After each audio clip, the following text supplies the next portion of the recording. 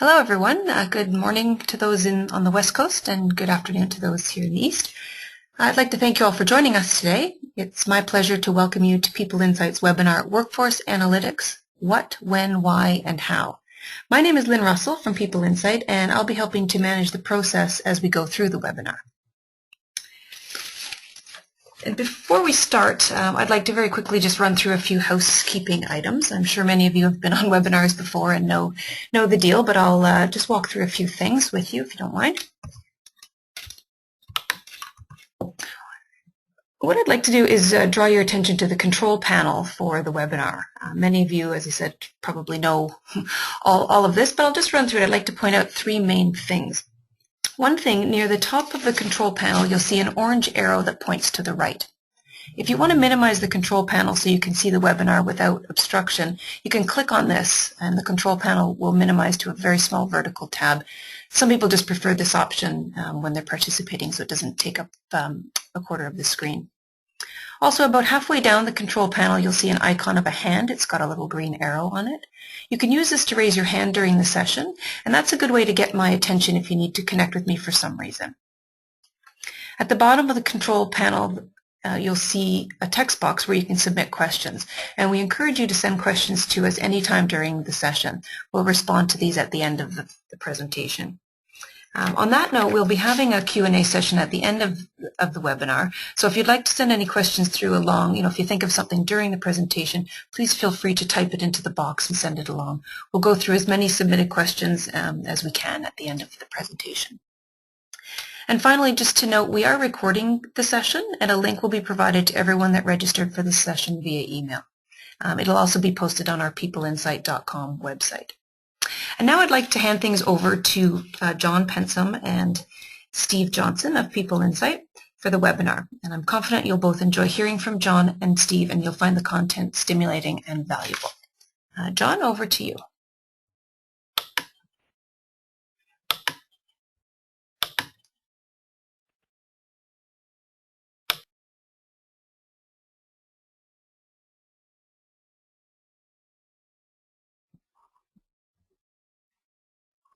Hello, folks. Thanks so much for joining us. And as I look out the window here in Ottawa, Canada, you see it's about a ton of snow on the ground, and we're at that time. So I'd like to wish everybody season's greetings and all the best for the holiday season. Thanks so much for joining us today. We really appreciate it. And as Lynn said, hopefully you'll find today's discussion interesting, educational. And we are here to help moving forward for any further discussions that you'd like to have on what is really an emerging and very hot discipline in the field of HR and business at large. Let me see if I can work my computer here. There we go. So today's talk track, we're going to talk about the what, why, how, and when of workforce analytics. A little bit of a history and what our definition is. Talk about some of the barriers to entry and what we believe and what we see as the value and the business case around workforce analytics. Talk a little bit about the space that the platforms that are available in the marketplace, and some are right for some organizations and others are right for other organizations. The great importance, though, is how you use workforce analytics to create a competitive advantage in your organizations through talent, through people, which is really the heart of the issue. And then my belief is get going now, but I'm going to try and make the case for why now and what that journey might look like. And on that note, our clients, it's all a journey, some faster than others, but the most important thing is to get going and get going soon. So let's talk a little bit about the history, and as I'm sure you're all aware, metrics in HR and analytics isn't really new. It just has not been in a position where it could be adopted as fast as some of us might have hoped. We've been talking about this for decades. I've got 20 years in this business, and it's been a big discussion point for that history. And that's a recent history, but back to the early 1900s around wartime resource deployment, supply chains of people and supplies, and back to the time and motion studies of the early 1900s is really where HR metrics and using data to help business decisions really started. And Dr. Jack kind of he really institutionalized that back in the the 80s, and with Saratoga, of course. That was a traditional view on HR metrics, on how to more effectively run the business of HR. Kaplan Norton really helped bring HR data and metrics to the business and the executive table through their balanced scorecard. And back in the the 80s and the 90s, we saw proliferation of HR systems and implementations of HR capabilities in businesses, which leads to the 2000s, and really 10, 15 years ago, on this big disappointment in my mind of massive investments in systems, big projects which at the end of the day ran, I'm talking very generically here, ran over budget, ran over time, and all of a sudden reporting gets cut, or analytics get cut, or the business warehouse cubes, there's not enough money to invest in that at the back end.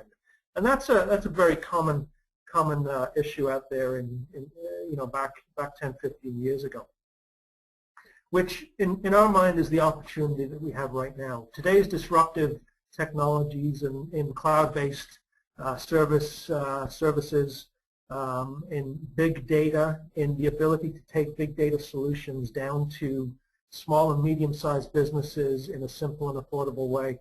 This is where the disruption is, and big data for HR is no longer for the big blue chips and the Fortune 100s.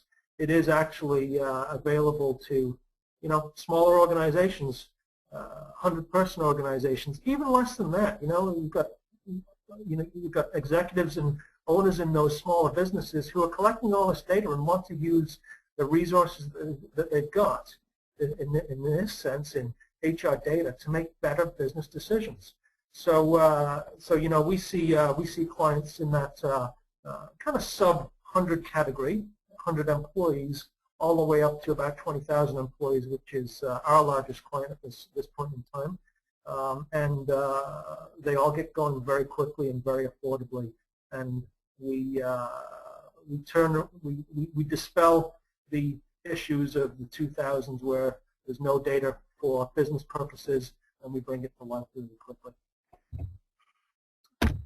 What is workforce analytics? And we have a fairly simple definition around using both people data and business outcomes data to drive and make smarter people and business decisions. When we think about people data, that's across your HR domains, your human capital domains, your talent domains, from your talent acquisition and recruitment through to your core demographics in your HR system and your compensation, your benefits, your health and safety, retention, engagement. These are all data points of your business from a people and a workforce perspective. In addition to the business side of things, which is really around the outcomes that those people or your employees create, sales, right? Revenue, margin, customer satisfaction, customer churn, productivity. These are all critical things, and most businesses, if not all, haven't really thought about that one, but it's pretty tough to say that most of the businesses, there's not a people layer to their end shareholder stakeholder value. People are an integral part of creating value in businesses. And workforce analytics is that connection point across those data points in a very unique way by organization based on what they do, their competitive position in the marketplace, and how they've structured their HR systems and business systems and what's of importance in their cycle of business. And it's connecting those things together. And it sounds pretty complex, and it is, but there are ways to do it. I think it is working internally on that, but when you work with organizations like ourselves who have created a business model around doing that, we actually do this very, very simply and effectively. We could get into the semantics, well, isn't that HR metrics? And, I see HR metrics as a traditional view on the processes and the transactions and the process metrics on doing the business of HR, as opposed to what talent and people do in an organization which create business outcomes. So we see HR and workforce analytics around further details and segmentation. This is a really key thing, is the segmentation of the data and the segmentation of the data dimensions to understand and generate insight into how people build and contribute to business outcomes and build value. So that's, in our mind, the differentiation between metrics and analytics.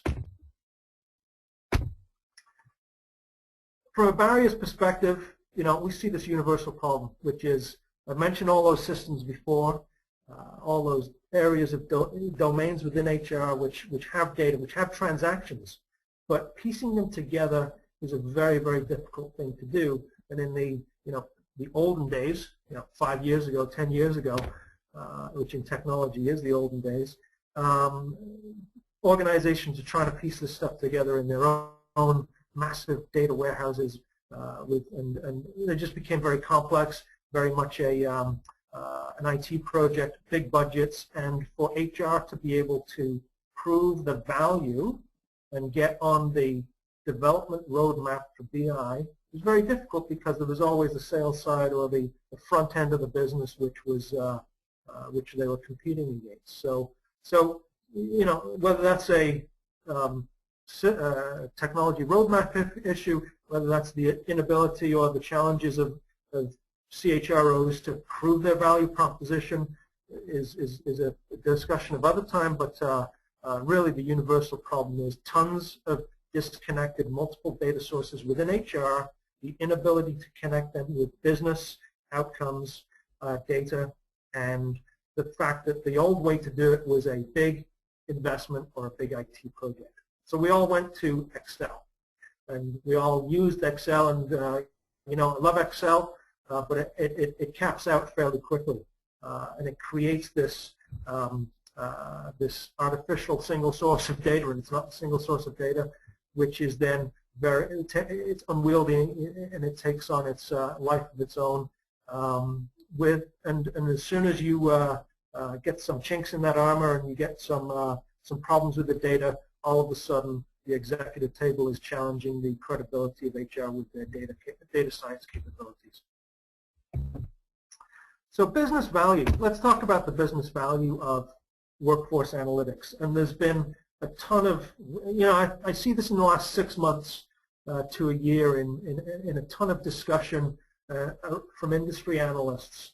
Josh Bersin, and if you don't follow Josh Bersin and you wanted to follow one individual in this space and in the HR, doing more with HR space, follow him and his organization, Bersin by Deloitte. Aberdeen Group have created some really good, interesting perspectives on the value of using analytics to help mature from a recruitment type function to a talent acquisition function or a talent acquisition capability, which is much more of a business partner type relationship and value creation. And from a technology stance, IDC, Gartner, these are the organizations who are saying that in the big data space, in businesses, we've been using it for marketing for a long time, for social media for a little while, we've been using it for finance and sales for ages, but human capital, workforce analytics, and data mining within that discipline is really the next big wave, and it's untapped at this point in time. Another, I really personally dislike this seat at the table concept. That being said, Mark Schmidt, Executive Director of SHRM, said recently, data, metrics, analytics is the surest way to get the seat at the table and get the attention from the business. But really things from my perspective become very interesting when Harvard Business Review go out on the record a couple of months ago and say, for those organizations that get workforce analytics right, the payoff is enormous, okay? And they've connected that to organizations who are using workforce analytics to drive talent decisions to their their bottom line, their outcomes, their quality, the quality of their product, the productivity in the organization, the customer satisfaction, profitability, and market share. So when Harvard goes out and starts to make bold statements like that, HBR goes out, then things become really quite interesting. There is a business case for it, of course, there should be, and we see it across three angles. One is on time savings. Another angle is around cost savings for an organization, and then the business value that it can help to create, which is of tremendous importance. Time savings is basically taking out all of the heavy, repetitive, periodic work around spreadsheet-based dashboards, pivot tables, data collection, extracting from systems to then throw it into a spreadsheet to then create some nice pie charts. And that whole middle layer there is if you go with workforce analytics, say with a cloud-based service provider, you get all that time saved. So they can be doing the more interesting things. And I think with smaller organizations and the ones that we see in this, 100 to 200-300 employee zone, it's typically the director of HR, the CHRO, the lead of HR who is doing a lot of that number crunching and data crunching. And I'll tell you, when we help them and free that up, they see a tremendous value in being able to do the business of HR as opposed to being a spreadsheet jockey. From a cost savings perspective, the data helps you understand where the value is being created or value is being lost. And value in this term is financial, is cost, linking it to cost of labor and other financial drivers. Loyalty One is a great example of that, who in their recruitment and talent acquisition group have been able to prove where the best sources of hire are and where to invest their money in those channels for much better performance outcomes and efficiency of their recruitment. Back on the time savings thing, we have a client who is a major municipality in Ontario who literally had their Excel-based process removed, and they went from quote-unquote 2 to 3 weeks of processing for one change to, or one ad hoc query, as it were, into seconds. So from weeks to seconds, that's the type of time savings that you can generate in terms of the process. Now, what's of great importance, though, is business value. The business value that analytics, business intelligence can create. And, that can be as significant as understanding whether an organization has a good chance of making its plan next year, of making its strategic growth. We have a large IT service provider that we work with who saw churn in their key value, who saw churn in their organization, but it was when we were able to prove the value that they created as this subsection and the churn that was going on within that subsegment of the organization that they realized, gee, maybe 2 years from now, we won't be able to meet our plan that we've forecasted or we're driving towards based on the churn in that particular part. So when you start to talk about, and I'll talk a bit more about this later on, when you start to have a conversation with the business about the factors going on in your organization that may result in you not making the plan, then that becomes a juicy conversation and something that gains attention. So, from a technology perspective, we see 4 categories or 4 areas, and this is by no means exhaustive, and you don't see the 4th category on there yet, which is where we play in the middle. But you've got, the blue chip organizations who want to put $1 million plus, $500,000 to $1 million plus into these types of big data, custom on-premise solutions. You've got the SaaSes and the Cognises, and that's, they're very, very highly capable enterprise class on-premise solutions. What you've seen recently, though, is this proliferation of HR technology and HR systems, and this is the on the HR tech stack box. So you've got the Teleos and the success factors and the people and the job bites and the halogens and all this, and maybe you got some homegrown processes, and you've got these technology capabilities that are helping with your transactional businesses within HR. And what has emerged in the last few years is a much more capable reporting and analytics function on top of each of those technology systems or stacks. Okay. What it doesn't do, though, or only can be done through customizations or more expensive, quite extensive connections, is connecting that ATS data source or your ATS system to your core HR data or your performance data that might be in your halogen. So HR technology landscapes have developed in the last several years to be very fragmented. And yeah, you've got good reporting and analytics on each of those stacks, but the power of analytics and the power of creating competitive advantage through your people via analytics comes when all that stuff gets mashed together and come together. Another type of view on analytics, workforce, HR ecosystem is the information services providers. And whether you want to categorize LinkedIn as that, but LinkedIn is a big talent repository with a whole bunch of services that get spun off from that. Person by Deloitte have thought leadership and information and benchmarks, and sort of conference board, and sort of PwC Saratoga. So these are those information services providers, but it's more out there for the industry as opposed to you for your organization. This is where we play, is really on top of this, in a very much a what we call a cloud-based workforce analytics pure play. Okay, so we don't do business transactions of HR. We don't have an ATS. We don't have a full HRIS, because we know all of our clients have selected them for a very good reason. What we do is we sit on top, very, very seamlessly and easily in the cloud, so there's no technology implementation from your perspective per se.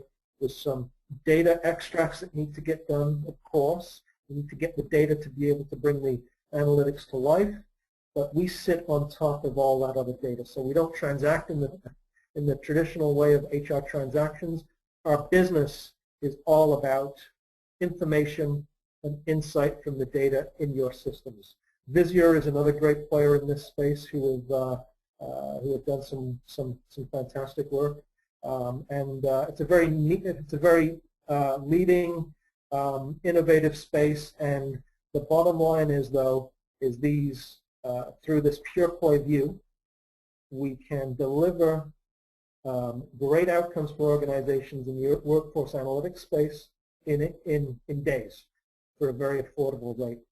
And that's why the cloud-based analytics pure play is really a great emerging space, and that's why we've selected to focus our entire business in that. After doing about 12 years in the services space, we decided to rebuild and refocus our business, because we were always looking for the data to help our clients with the strategic HR and business issues that they were asking us to help them with. PeopleInsight, just to drop in very quickly, is our solution. It's characterized by tremendous and beautiful and simple, insightful visualizations. We have an entire focus. Our only focus is HR and workforce data, and then we connect business data according to you and your business requirements in a very custom and bespoke way. It's fast, very usable, and we launch it very quickly. But what's of great importance is we see this business of using HR data to make better business decisions as not a software play. Of course, you do see software, you do have licenses to software, but where we see organizations and our clients really valuing is the ongoing business discussion and dialogue from a strategic HR and a business outcome perspective. That we extend software as a service to something we call insight as a service, because we want to be able to connect the data to a business initiative or a business outcome for you. And I'll get into that in a little bit more detail later on. going to have a glass of water here. Well, not a glass, just a drink. For some reason, in a few years ago, this movie Moneyball appealed to both men and women. I'm not sure the real reason around that, but the gentleman on the left is Brad Pitt, and he played in this movie Moneyball a guy called Billy Beane, who was from the Oakland A's, and the Oakland A's in Major League Baseball were a team who were doing quite well, who in 2001 realized, got a new manager who was Brad Pitt, and realized that they had an impending business issue, and that was around payroll and competitiveness in the marketplace. They were doing very well, but they saw some changes in the next few years which were going to potentially really impact the way that they were, the success of the team. Billy Beane was one who was actually a top-class prospect who was brought into Major League Baseball by scouts who hired on gut feel. Okay, now a lot of data, there's some data, but really it came down to a gut feel decision. And when he got into the major leagues, he failed. He was not clutch. He could not make it happen at the major leagues. So he lived firsthand through the expectation of recruitment that was being done based on seat of the pants decision making and hunches and gut feel, and he then failed in creating the outcomes for the organization that he joined. This is a very poignant story and one that is very much appropriate for the workforce analytics discussion. As we work with our clients, we have a mantra which is, it's your workforce data, you should use it. Not simply because all of this data is available in your organization. You just need to unlock it, untap it, and use it. And very simply, from a management reporting and dashboard perspective, and then moving it to board level briefings and decision making. But of great value is the ability to, with your workforce data, seize talent and business opportunities.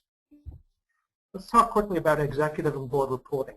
All the data, this is not your average crosstab spreadsheet that you would see coming out of in many executive meetings. These are highly flexible, visually appealing, easy to produce visualizations of your data, which can be used live at the executive boardroom table.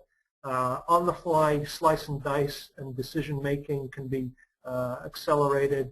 And by using this single source of data, by using an analytics type, our clients are constantly telling us about their heightened credibility and influencing change in the business at that executive table, which are just great stories. When we look at seizing business and talent opportunities, we really see it across three different areas. One is making smarter hiring decisions.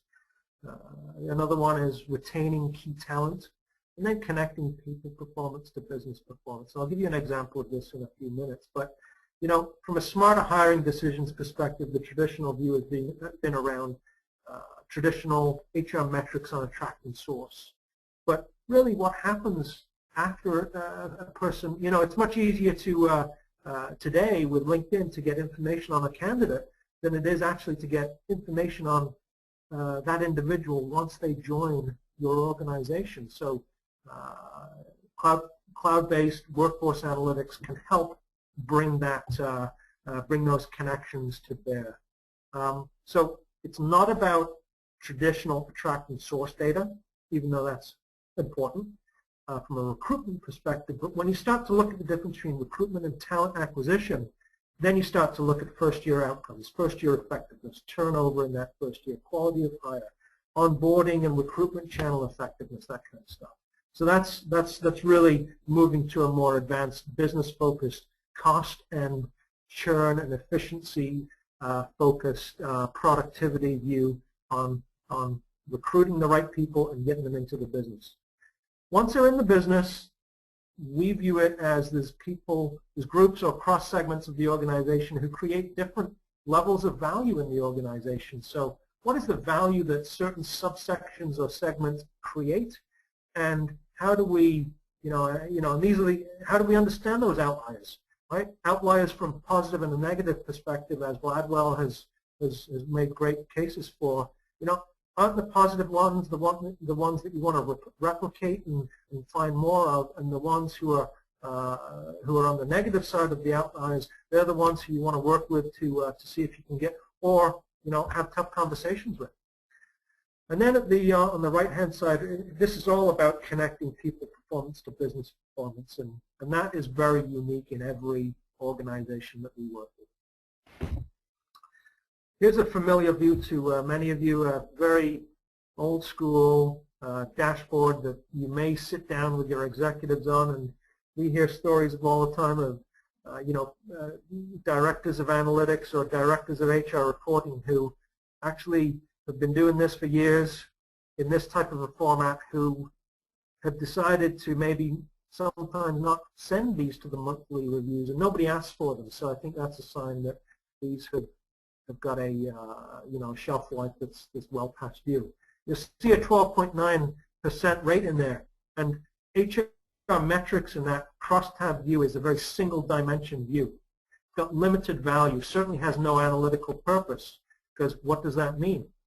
So 12.9, however, as you start to look at it through an analytics lens, as you start to connect other data sources, that can be viewed in a very different way that actually is incredibly insightful for your organization. So I'll just play that out for you in this particular scenario.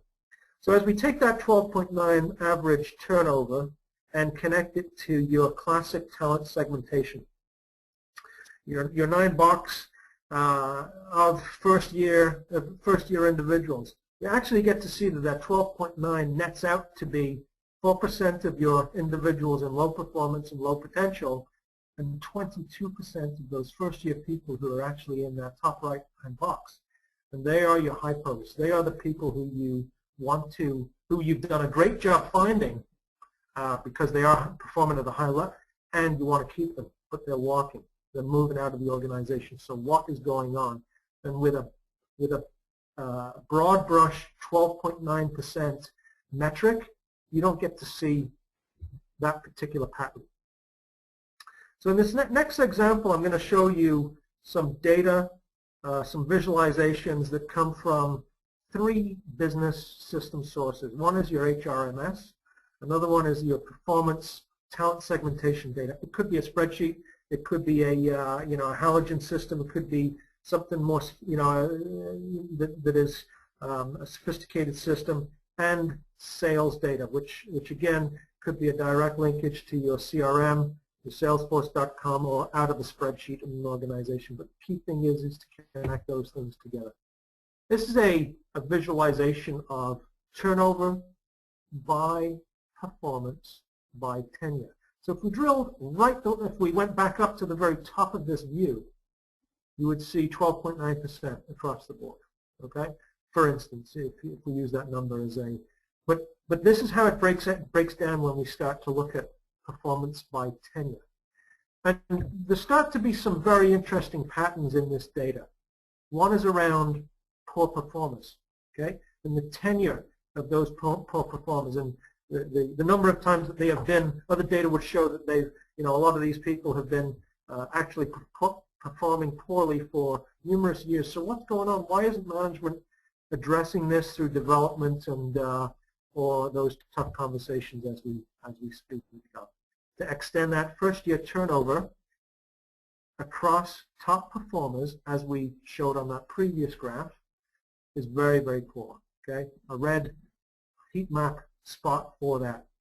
So the outstanding individuals have a turnover rate of 22%. That's 17 terminations over 77. Next in this heat map shows that across first-year people, those with less than 1 year tenure at large, turnover is also very poor. So something is happening. What is going on with the recruitment activity? What is going on with the onboarding activity? Are we overselling it from an employment value proposition or an employment branding positioning? What is happening? Now we get to look at some other data that would be available and integrated in these data sets. You start to look at your HR planning activities, your workforce planning, and seeing the retirements that are impending in 2015, a couple of years out, 3 years out. You know there's a big glug of employees who will be eligible, but by segmenting that data, you actually get to see that 42 of those individuals in 2015 are actually your sales reps and your sales region top performers. Okay. So when you piece all that stuff together, what workforce analytics and HR business partners and CHROs can and should be doing is working with that executive to say, piece all this data together to say, you know, here's what we predict. Here's what we see going on. Here's the facts. Are we going to make that sales plan? Are we going to make that sales target in 2015, 2016? Is that going to impact our business plan, our dividend? And what does that mean to, you know, that executive team? Well, there's going to be consequences with not making business plan. And if you or if HR can help raise that conversation and get to that, then I believe, and what our clients see is through analytics, you get the opportunity to work with the business to solve business problems worth solving. So in that example, as I touched on before, segmentation and looking at that data mashup helps you focus on relevant and value-driven issues. It helps you to gauge recruitment effectiveness and articulate that cost and disruption of new hire turnover. You can understand the reasons and the factors and who, from a top performer and a critical and vulnerable perspective, are actually walking out of the organization. You can understand a little bit more about poor performer tenure and turnover, and then the employment brand possible inconsistencies. So our view is, with the changes in the marketplace, with disruptive technologies like what we and solutions that we provide, you can get going on this stuff, and you should get going now, whether you're, because what you see in your businesses and what your executives that you work with see is are challenges ahead or opportunities ahead, and workforce data and your people are part of weathering that storm or creating that competitive advantage. And that's exactly the same with what happened with the Oakland A's in 2001. They had a successful team. They were doing very, very well, actually, but they forecasted that they were going to lose some key talent. They forecasted that they were going to be needed to shave their payroll significantly. And they brought in a new mindset, new leadership, and a new paradigm to look at their talent not from a hunch and a gut feel perspective, but their paradigm was around, let's use evidence and data and facts to help drive talent decisions. And they actually went on an incredibly hot streak for the next several years. So that being said, we see the value prop for, or the reasons for going towards workforce analytics is very strong. Number one, you can switch this stuff on. We'd love to help you within 48 hours. So many organizations get going on this workforce analytics journey very quickly, very affordably. The value is there in terms of you know, driving out costs, helping to create better outcomes and more competitive outcomes for your business. A lot of the clients that we work with in that mid-cap zone, they get their solutions on a month-to-month basis with no long-term contracts, with a very no-risk implementation at the start, no cost, no-risk implementation for about $1,000 a month, $1,500 a month, which creates a very tangible and easy sell for these organizations. But of most importance is the ability to switch this stuff on easily. And once you've engaged your CIO or your technology group on a security assessment, which is critical, and a privacy assessment, you know, you understand the security and privacy guidelines and controls in place, then you can get going really, really simply, very, very quickly. We have an organization that we work with great Canadian company, Quick Play Media. Their VP of HR was new back in February of this year, January, February of this year. Skeptically, she decided to give it a go with us because she was brand new in the organization, wanted to understand what was going on in the organization, couldn't get the data, and within 48 hours we were able to deliver on those commitments. What that resulted in, which was after a few months of her taking this data to the executive team, was the CFO, finance team saying, we'd really like to get our data into PeopleInsight and into this workforce analytics. And actually, this is one of a series of common stories that we see is when workforce analytics gets implemented in a simple and effective way, you're actually leading in the business from a data perspective, and very often finance really wants to get involved. So very few instances in businesses or scenarios where HR tends to be leading the way, especially from a data perspective with finance, but very, very powerful, and it was a great message that the VP of HR at Quick Play Media shared with us. For HR, so that's on the business side of it, but from HR's perspective, you know, workforce analytics is really about you becoming a formidable business partner, right? And that's all around sharing and engaging in dialogue and understanding the what and the why and driving out towards better business outcomes. And that's a very powerful thing. From a journey perspective, as I said, it's pretty easy to take the first step with this pure play cloud-based service. But we find that every one of our clients has their own journey at their own speed. But we see it across these 4 stages. And by the way, there's a YouTube connection here to Bersin by Deloitte, who have created a really nice, we've got a slightly different model to us, obviously, but they have a very good model on a journey. And I would advise you to, or invite you to go and check that out, because it really fills in a lot of the blanks, and it's a very easily understood approach. But you know, the journey from our side is going from no sight to hindsight to insight and then foresight. Many organizations, believe it or not, are working in the no sight to patchy and inaccurate hindsight.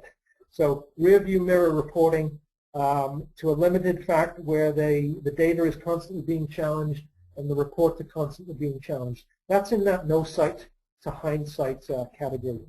And what can happen very quickly through implementing something like PeopleInsight is you can move very, very quickly into that massive category of insight, okay? Of understanding what you've got, and this is where connections across HR data sources and connections across those HR data sources and business outcomes data, that's where it really comes together and you generate insight. Some of the stories that you'll read about in the from the industry analysts, though, are really talking about the Xeroxes or the Googles who are using their masses of data to predict who is going to be the next and best talent. That is a very, very small slice of the marketplace. The masses are in this. Actually, the masses are really in the no sight to hindsight, and where the big opportunity and where really all or most of our clients can get to and are interested in is this insight category. Foresight is really a top level of maturity, and when you and it's really it's not something that I think you'll see other industry analysts agreeing with me on this. It's really not where the market is today or needs to be right now. The key is to just get going on that journey. We have a client, another organization here in Ottawa, the National Gallery of Canada, and their head of HR, Sylvie Sereau, she believes, and she was a new new head of HR as well. Just get going with the data that you've got, and as we go from month to month with this organization, we get to see new requirements, new business problems to solve, or opportunities to go through. They've got a cycle of business, HR, and talent issues that they're going through, and you just get going with the basics and then start to add it and complexify and make it more insightful as we move on. So really that's my last slide, but what I want to leave you with today before we get into the Q&A and the open discussion is three key things. If you take with you today these three things, that's good enough. First thing is that workforce analytics helps you get most insight when you're connecting numerous sources of HR and business outcomes data. That's the epitome of it. You need to think and act like a marketer. You need to go in with business issues, opportunities in mind, and segment your data and think the way a marketer would do when creating a market share in your organization. And of great importance, obviously, is this can only be done if you have great line of sight, great relationships, and great consultative capabilities where you can understand your client's business outcomes, and you are charged and you are capable and you are driven by helping to create competitive advantage through talent and through your people and through your organization. So if I can leave you with those three things today, that would be good. Again, our philosophy, our mantra is really, it's your workforce data, you should use it. It's an asset and a resource pool that is largely untapped, and we'd love to help you with untapping that and helping you become a better business partner and better at what you do. With that, I'm going to hand it back to Lynn, and I think we'll get into questions. That's great. Thanks, John, for that informative and really interesting talk. I hope everyone enjoyed it. I did send a chat out to everybody on the line, just saying send in your questions, and we'll have John and Steve Johnson, who's joined as well. We'll get them to answer any questions you have. I have a couple, so let's get to the first question, and again, send them in as you'd like. First question for you guys. It's a good one, and one that many organizations have asked us, but this one is, we have many sources of data, and it's been a challenge getting them all connected. How do you see companies addressing this today? Yeah. Hey, Lynn, it's Steve here. I'll take that question. What we look at when we're working with clients, and we've seen many of our clients do, is just simply take each of those sources of data, and they can be in its rawest format. And what we do is work with them to connect through a common element like an employee ID, like a business unit or some other identifier, to connect those different sources. And what's amazing is that, when you start with your base HR tombstone data and then connect a performance review result, connect the potential result, connect the source of hire to that individual, some amazing insights start to come together. And it's a universal challenge out there with all those sources. And the best thing to do is start connecting them as quickly as you can, one by one, and prioritize on those that will give you the biggest value. Great, thanks, Steve. I have another question now that's coming from the audience, and this one is related to security, another one that we get a lot. Question was just around security. When you're doing workforce analytics, what do we do at PeopleInsight in terms of security? Do we have a secured server? How does that work in terms of the integrity and the security of the data? Steve, do you want to take that one too? Yeah, I can take that one. So from a PeopleInsight perspective, security and privacy are of the utmost importance. As we know, we're working with our clients' HR data.